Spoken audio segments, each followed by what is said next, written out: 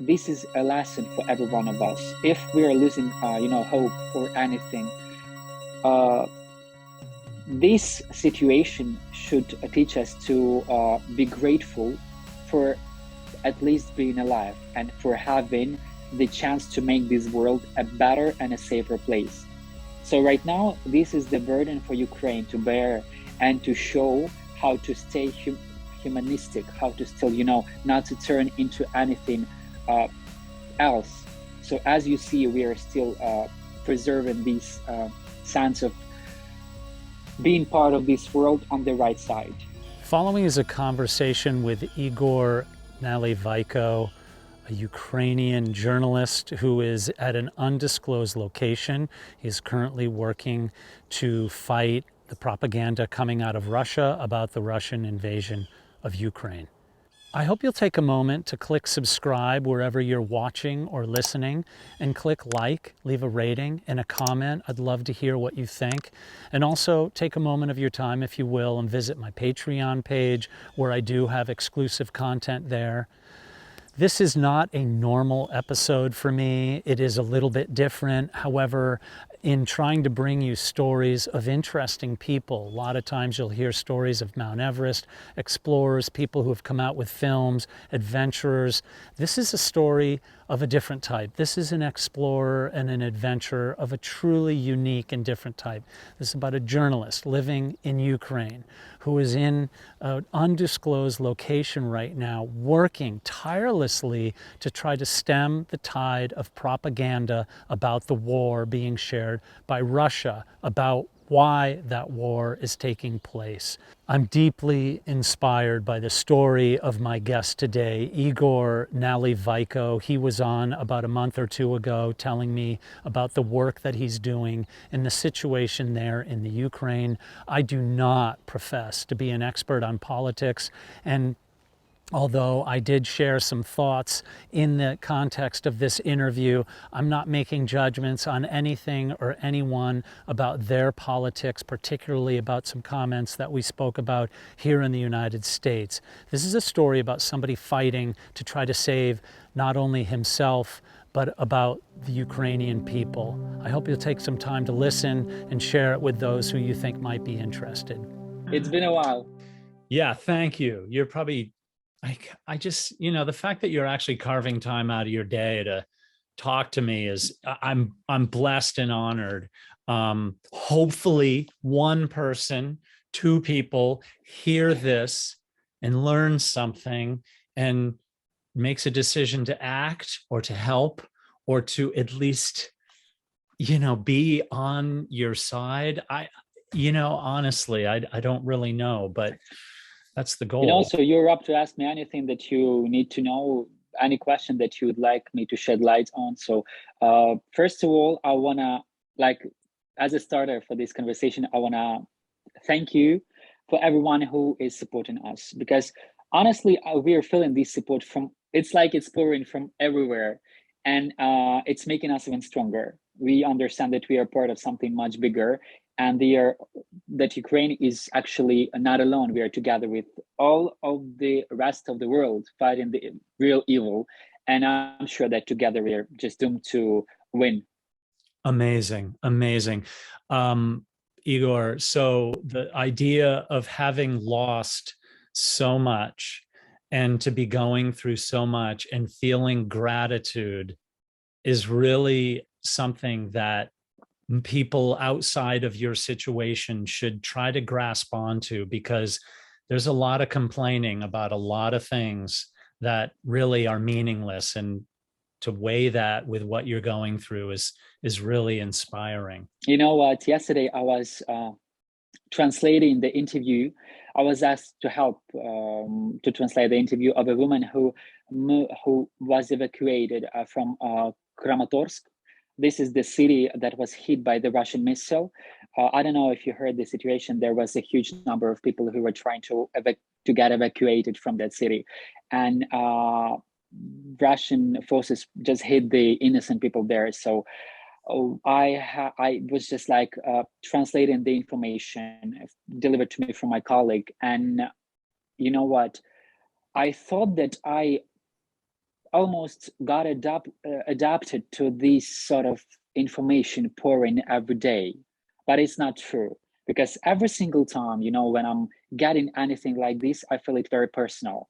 I don't know how this can influence that much, if you know what I mean. Like every single day I have to like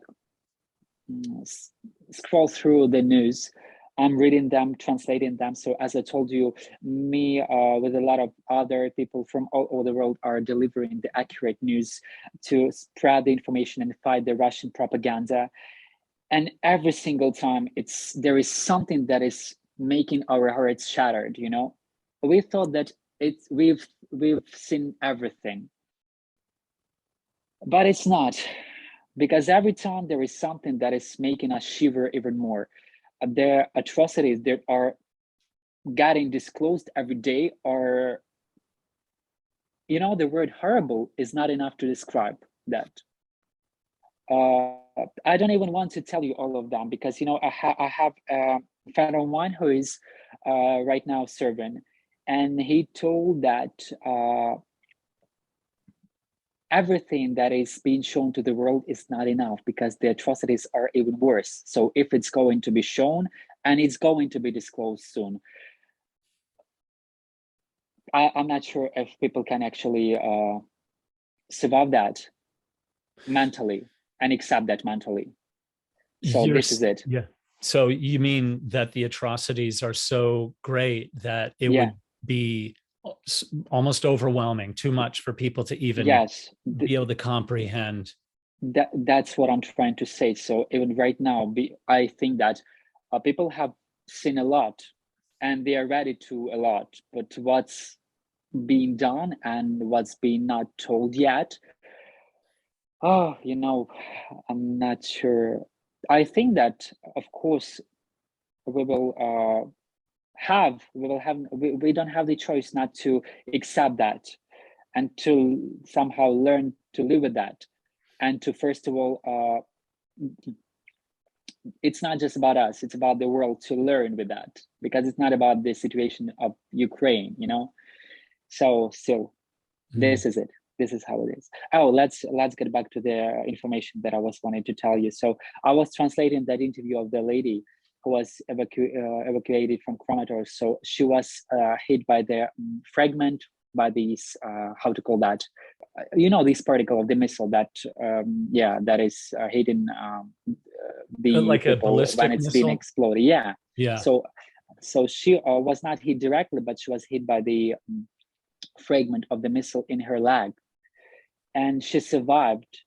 And the way she described the way she was evacuated, the way she tried to save her kids being in this situation, they were not hurt, luckily, and the way she preserved this sober mind, even being literally broken, she could not walk.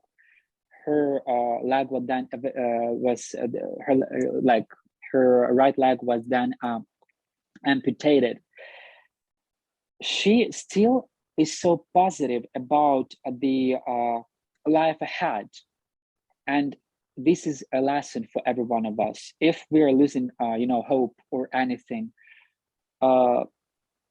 this situation should teach us to be grateful for at least being alive, and for having the chance to make this world a better and a safer place. So right now, this is the burden for Ukraine to bear, and to show how to stay humanistic, how to still, not to turn into anything else. So as you see, we are still preserving this sense of being part of this world on the right side, even when it comes to those who are attacking us. So this is, I was so much struck by her story, that even there, being, in this, being bleeding, being on the operation table, all she was thinking of was not, like how terrible it was. She was thinking, first of all, how to take care about her kids, and how to still remain sober, sane, and to be ready to restore the country and to restore her own life. Mm. So it's really inspirational. Mm. Thank you for sharing that. That's a beautiful and painful but poignant story. When you are looking at the situation, obviously more atrocities and more of just the horrors of it all are coming to light through work of people such as yourself and other fellow journalists as well, and the people on the ground holding their cell phones and taking pictures. Um, do you feel that there's been a shift from where I stand and looking at the news? It seems that other countries, satellite countries like Finland and, are starting to say, hey, I don't think this is just going to be the Ukraine. It's time for us to really get ready for this and for what could be next. And with the idea of Russia supposedly wanting to annex parts of Ukraine, it does seem like the world is noticing in a different way. And I'm talking political powers willing to stand up to Russia or to Putin. Have you gotten that sense, or is that just some filtered through BS that I see in the news here? You know what I see right now, that and what I like is that finally Europe realized that Russia is a problem.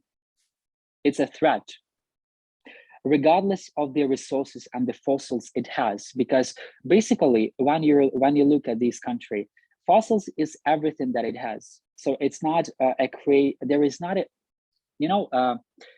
to my mind, it may sound a little bit weird, but when you live in a democratic society, you are able to produce something complicated for the world to use.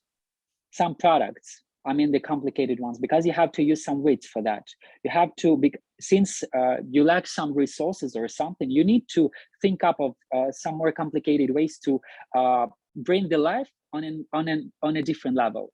But if you are stuck in in the period and with the resources that are, they're actually not endless, but still there are a lot of them, you don't quite care about how to evolve, both economically, mentally, artistically, you know what I mean. So I think that this is the main problem. They did not learn how to be more useful in some other ways rather than those they have.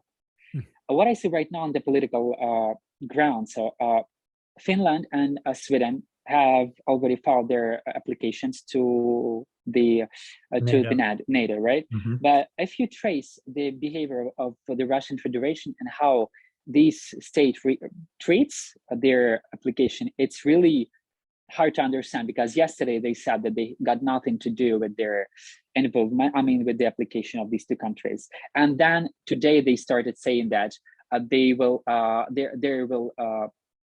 respond them in a military way. So of course we can, considering previous claims of Russia, we can think that they are bluffing as usual, but still there is a threat and there are people's lives at stake. You can get me back to your question, because I got a little bit straight. Yeah. Well, the prevailing thought was, at least from here, it looks like Finland and Sweden want to join NATO, and then Putin says, if you do, there's going to be trouble. But it's almost like, well, the trouble's not going to be any worse than if we do nothing. I mean, for sure. So it sounds like people are starting to take this in a way like this. Believe me, this goes well beyond the borders of Ukraine. And just kind of on a little side note, I have a friend, a parent of a friend of mine, is on a vacation in Slovenia right now. And I looked at the map, and I hadn't thought about this until I looked at the map. Oh, let me look at Slovenia. It's just a few hundred miles away from the war in Ukraine. And I thought, I almost don't know how people can live or bear the idea that it's so close, just these beautiful countries where people.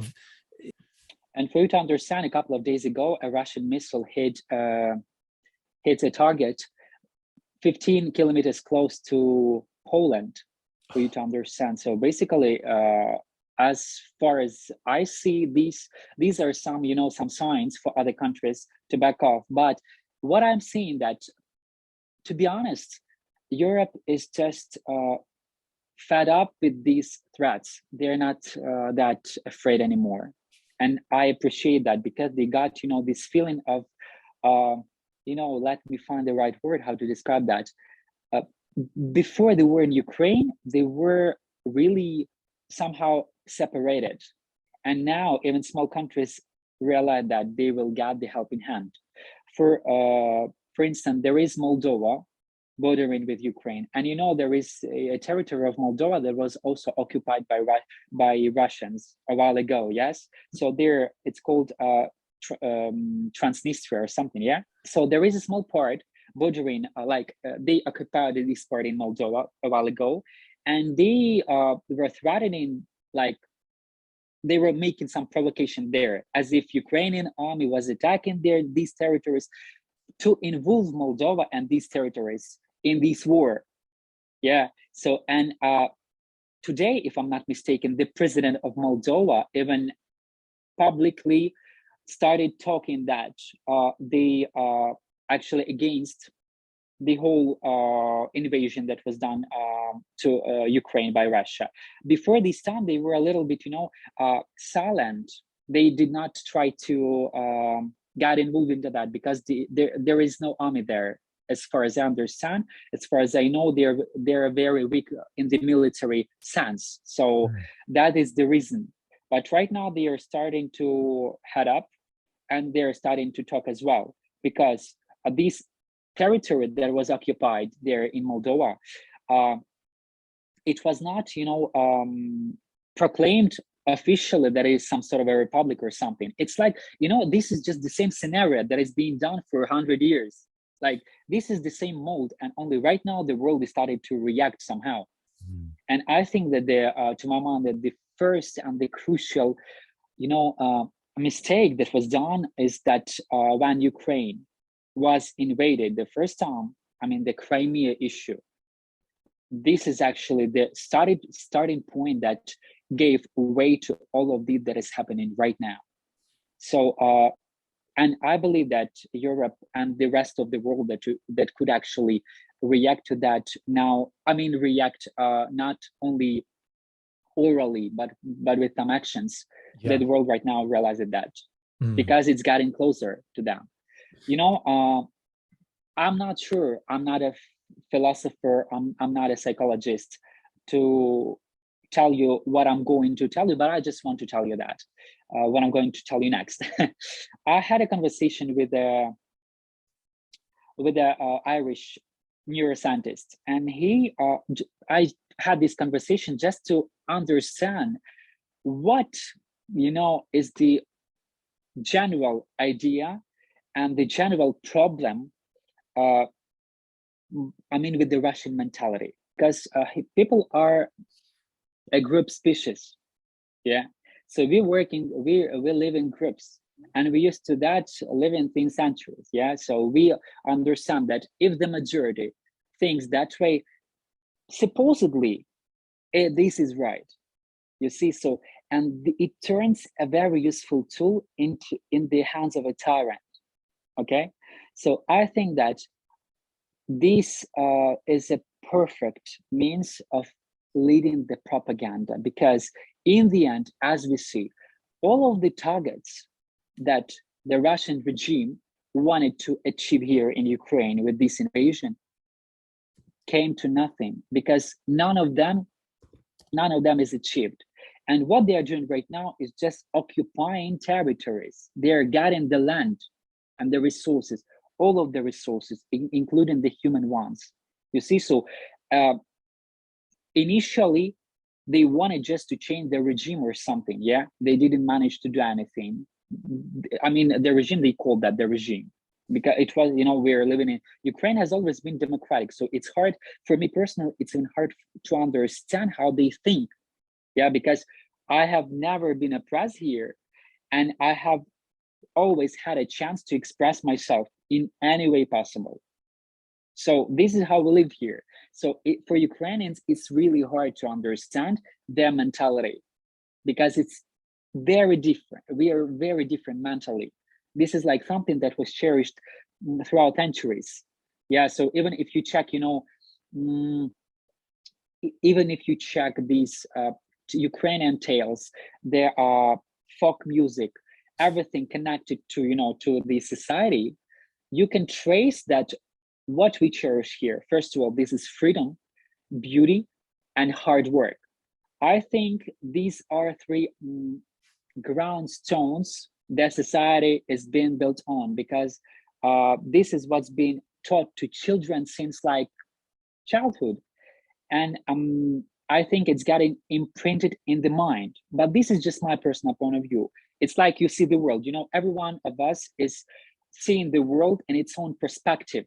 Yeah. But in general, you can like why nations are somehow alike, because every nation has some sort of similar vision of life in general. Yeah, because it was based on language. I think that language is very important tool, since when the kid is learning a language, there are some processes being going on in the brain, and some these neural nets being created, and the way the actual language is constructed also influences the way the person thinks. Like this is what I used to believe. So okay, I got evaded again. Get me back to the initial question. Okay, so that's perfect. Right on. So let me ask you two more questions, and I know you're busy and working. So one, and it might be a part A and a B of each question, but you're still in an undisclosed location, am I correct? Yes. Okay. I'm going to. I'm planning to go to the capital soon, because I've got some work to do there. So, but right now I'm still here for this whole period of time. I've been here like working from this place, and every day, yesterday and the day before yesterday, I was walking out, and the moment I'm walking out on the streets, I'm seeing I'm watching. I'm listening to the sirens. They are roaring all day long. So basically, people cannot just stand in basements throughout the day. This is not possible. So you understand that sometimes even me, I caught myself thinking that I'm getting myself into danger, like walking in the street with the siren, and I have to either run home quickly, or I have to find some shelter nearby, and I don't know where it is. And or I have to go to finish what I'm about to do and then come back. So for you to understand, every day we are having this curfew, so we are not allowed to switch on the light after 9 p.m. And yeah, this is troublesome, but I cannot complain at all, because what other people has suffered and has been through is nothing compared to all of this. So it's like I cannot even be complaining a bit about that. So if you were to return to your home or where you lived, does it even exist as you know it? Is that, if people I checked, and it exists so far. I'm glad to know that. Yeah, but it's every time it's a little bit scary to look in the we are having this apartment chat in the I don't know how to call that, like a chat in the messenger with my neighbors. Sure. So we're exchanging messages there, and we have not done that for a month. I was started thinking that something had happened there, but then a message turned up that it was still okay. The building was whole. So yeah, but still I read that the capital of Ukraine is threatened, and as you see, there is no safe place here. Even here, any other place where I am, a couple of weeks ago, there was a missile shot down by our Ukrainian, I don't know, by this Ukrainian anti air defense, anti-aircraft kind of thing. Yeah. So they so this missile was put down, but still it hit the building. So even if the missile is put down, it can hurt. Mm. But children, I'm very pleased to watch like children running around and singing Ukrainian songs. So you know what? Right now we are even more aware who we are. Beautiful. And are there Russian soldiers near where you are, or would that be too much information to share? And if you can't, we can move on that question. If you know.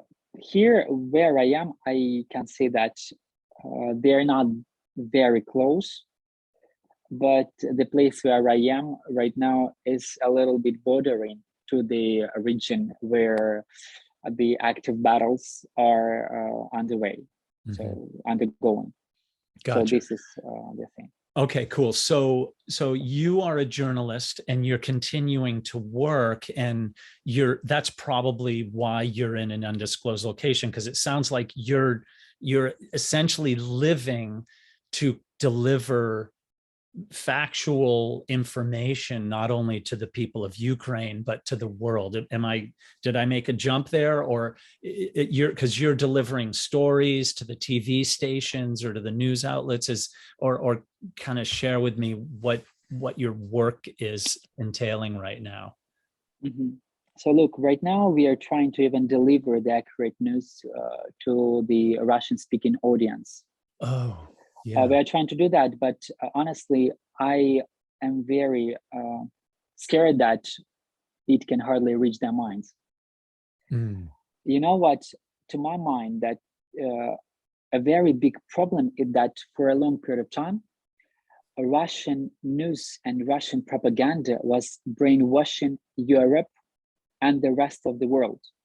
As you know, there were Russian channels in Europe broadcasting 24/7. To be honest, I did not know that. And I can only imagine what information was broadcast there.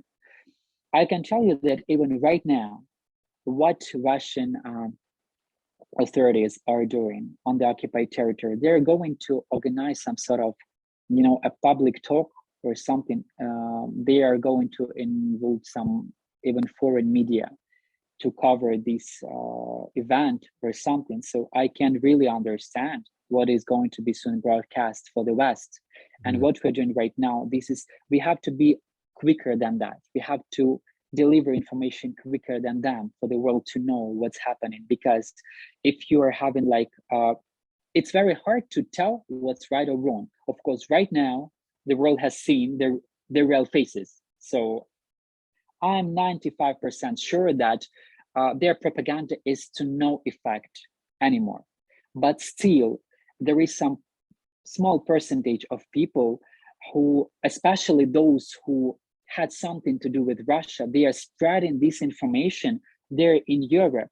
They're spreading fake information. They're still telling that Ukrainian forces are shelling Ukrainian villages, Ukrainian towns, and Ukrainian people. That is just insane, because you saw yourself how Ukrainians are fighting for every single Ukrainian here. Because to my mind, Ukrainian people is the greatest treasure that we have. We don't care about the buildings, we don't care about the properties, because it will all be rebuilt with our Ukrainian hands. So we care about our people first of all, in the first place. No matter if these people are in Lviv, in the west of Ukraine, in the center, in Kiev, or in the east, in Kharkiv, Luhansk, or Donetsk. You understand this? So it doesn't matter. We don't tell who is more Ukrainian or who is less Ukrainian. And as far as I understand, Russian propaganda has turned to some other ways of delivering information, because they're watching that no one is believing these biolaboratories. I mean, this nonsense that was spread. And you know what? I was even more shocked that there were really people believing that. I thought that it was some kind of a joke, because no one who has got reasonable thinking can even think about some, if you heard about these fighting geese, fighting geese, poisoning the geese and flying them. It was something, no, it was nonsense. But still, I know that there are people who are believing this. And I cannot explain how that can reach the minds and how this information can make them believe it. I don't know. So the first thing what we are doing, we are doing it 24/7. Like, we are translating the news, we are checking everything, we are checking the West, how the West is also reacting. So but I would like to know how this information is being delivered there in Russia, because it's a vice versa. I had them access to some Telegram channels to just peep and see how they're presenting that. And it's so aggressive and destructive, and it's teaching people to hate. This is all that they're about. They're about hatred. And I don't know how Ukrainians could be hated that much by them. I don't know why, honestly. Your work is inspiring, and hopefully people will see and listen to you and to this conversation and be inspired themselves to reach out and help or assist and make sure that BS and propaganda doesn't spread.